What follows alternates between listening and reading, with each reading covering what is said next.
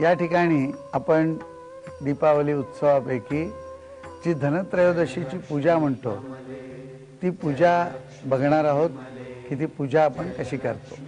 सर्वप्रथम काय असतं की जो पूजा करणार आहे त्यांनी मन शांत, शरीर शांत आणि आपल्या शरीरात आपल्या गळ्यामध्ये असलेल्या 2 ग्रंथी आहेत त्यांच्यावरून जर पाणी घरंगळत गेलं तर संपूर्ण शरीराला शांती मिळते आणि नंतर आपण कुठल्याही कार्याची सुरुवात करावी असा प्रघात असतो। आणि म्हणून पूजेच्या पूर्वी आचमन असं त्याला म्हणतात, म्हणजे 3 वेळा आपण पाणी तोंडाने प्यायचं, एक पळीभर पाणी, आणि ते घरंगळत जायला पाहिजे। ते पाणी आपण ओढून श्वासाने घ्यायचं नाही आणि त्यानंतर सर्वांच्यासाठी म्हणून ही पूजा आपण करतोय, सर्वांचं कल्याण त्यात अभिप्रेत आहे म्हणून एक पळीभर पाणी असा विचार करून आपण सोडायचं, जे वातावरणामध्ये मिसळतं आणि त्या संकल्प जो आहे तो सर्वांपर्यंत पोहोचवतो। अशी सुरुवात झाली की देवाला नमस्कार करायचा, समोर असलेली जी देवता आहे त्या देवतेला म्हणायचं की आम्ही या ठिकाणी पूजा करणार आहोत, तेव्हा या।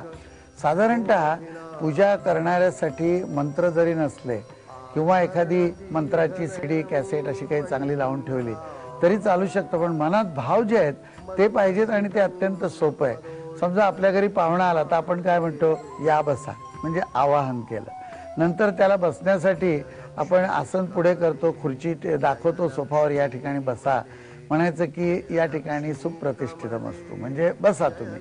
बसल्यानंतर त्यांना आपण काहीतरी विचारतो की तुम्ही काय फ्रेश व्हायचं आहे का, म्हणजे त्याला थोडंसं पाणी वगैरे बाथरूम दाखवतो। त्याप्रमाणे हे सर्व झालं की त्याला उपचारासाठी हातपाय तोंड धुतल्यानंतर त्याला काहीतरी जी काही प्रसाधनं असतील त्या बाईंनी समजा पुन्हा कुंकू लावा अशी अपेक्षा असेल, पुरुषांनी काहीतरी तोंडावरती किंवा कपाळावर गंध लावावा अशी अपेक्षा असेल तर ते आपण देतो। त्यांना एखादं छान अत्तर, सुगंध, फूल वगैरे देतो। अशा तऱ्हेने झाल्यानंतर आपण त्यांच्यासाठी म्हणून काहीतरी चांगले वातावरण तयार होणार अशा दृष्टीने किंवा चांगल्या कल्पना पसराव्यात म्हणून धूपदीपाची योजना केलेली असते आणि मग त्यांना खायला काहीतरी देतो। तेव्हा त्यांना नैवेद्य आपण म्हणतो तो त्यांना दाखवतो आणि तो दाखवल्यानंतर शेवटी आपण निघताना त्यांना एखादी भेट आहे, एखादं काहीतरी विडा, तांबूल असं सुद्धा आपण हातावर सुपारी देतो जेवल्यानंतर किंवा विडा देतो, किंवा ते झाल्यानंतर सरते शेवटी एखादी भेट देऊन त्यांना आपण म्हणतो की पुन्हा असेच आमच्याकडे या। हीच पूजा, या उपरांत काही नसतं, पण आलेल्या पाहुण्याला जशी आपण ही करतो तशी या ठिकाणी ही जी धनत्रयोदशीची देवता आहे, म्हणजे आपण याचा पाहिलं मगाशी की ही देवता काय, ते एक तर हे धन्वंतरी आहेत की जे सर्व आरोग्य रूपी धन आपल्याला देणार आहेत, आणि हे जे सर्व आहे ते सर्व आपल्याला धन मिळण्यासाठी म्हणून म्हणूया किंवा आपली उपजीविका चालण्यासाठी, आपलं आयुष्य नीट चालण्यासाठी असलेली साधन सामुग्री ती या ठिकाणी प्रतीक रूपाने आपण ठेवलेली आहेत। म्हणजे आपल्याला उपयोगी पडणारं ज्ञान आहे श्रीमद भगवद्गीतेत, योगाची पुस्तकं आहेत चक्र सुदर्शन सारखं, किंवा आयुर्वेदाच्या संहिता आहेत या ठिकाणी, ज्योतिषाचं पुस्तक आहे, आपले जे काही सर्व व्यासंग असतील त्या संबंधीचं जे काही असेल सर्व साधन ते ठेवलेलं आहे आपल्याला। आणि हे धन ठेवलेलं आहे, या धनामध्ये या ठिकाणी सर्व जे काय आपल्याला सुखसोयी लागतात, म्हणजे प्रवासासाठी लागणाऱ्या विमानापासून सायकलीपर्यंत, रस्त्यापासून घरापर्यंत आणि राजमहालापर्यंत सर्वांचं प्रतीक म्हणून हे धन ठेवले। तेव्हा यांची आता आपण पूजा करणार आहोत। तेव्हा तुम्ही दोघांनी आत्ता मी सांगितल्याप्रमाणे पहिल्यांदा एकदा हात जोडून नमस्कार करा, त्यानंतर आचमन करायचं, म्हणजे मगाशी सांगितलं तसं 3 पळ्या पाणी घ्यायचं, 1 पळी पाणी जे आहे ते सर्वांच्या कल्याणासाठी सोडायचं, आणि एकदा करण्यात कदाचित आपल्याला चूक होऊ शकते तेव्हा 2दा करायचं, म्हणजे ते संपूर्ण पोचतं। तेव्हा सुरू करा। जय लक्ष्मी कमले, जय लक्ष्मी विमले। मग येत असले तर त्यासाठी मंत्र येतो, ओम केशवाय नमः, ओम नारायणाय नमः, ओम माधवाय नमः। तेही समर्पक आहेत, ही नावच का घेतली याला, आणि गोविंदाय नमः म्हणून 1 पळी पाणी सोडायचं तामणामध्ये, पुन्हा नंतर 3 वेळा आपण घ्यायचं।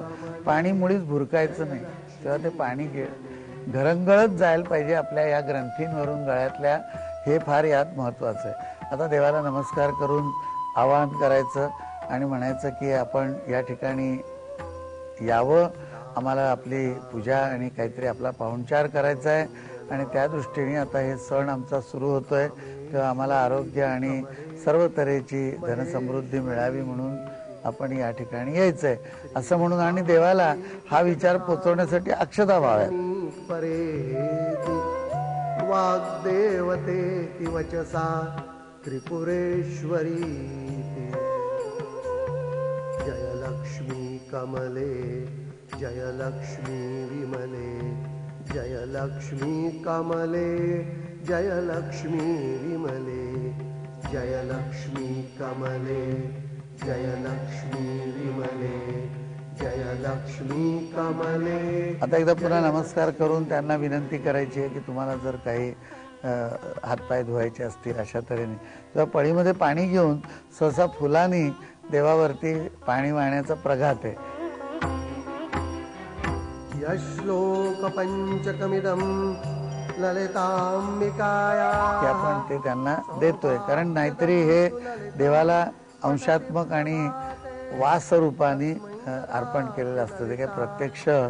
पण मनात कल्पना ही की आपण बोलवलेल्या या ज्या देवता आहेत त्यांना आपल्याला हे सर्व अर्पण करायचंय. अनंत कीर्तिं जयलक्ष्मी कमले जयलक्ष्मी विमले जयलक्ष्मी. त्यानंतर मग अंग वाळवण्यासाठी म्हणून आपण वस्त्र देतो, उपवस्त्र देतो. जानवं असतं त्याला उपवस्त्र म्हणतात, किंवा काही अलंकार पुन्हा काढून ठेवलेले किंवा नवीन आपण त्यांना प्रदान करतो.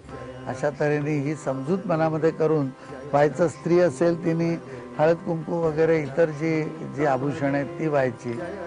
आता या देवता इथे आत्ता धन्वंतरी असले तरी त्या नेहमी देवता स्वतःच्या शक्तीच्या बरोबरच असतात, म्हणजे त्यांची जी स्त्री शक्ती आहे ती बरोबर असते. त्यामुळे त्या देवतेलाही आपल्याला हळद कुंकू वाहता येतं. जयलक्ष्मी कमले जयलक्ष्मी विमले जयलक्ष्मी कमले जयलक्ष्मी विमले हे सोपेपणाने जेवढं करता येईल तेवढं आपण करायचं.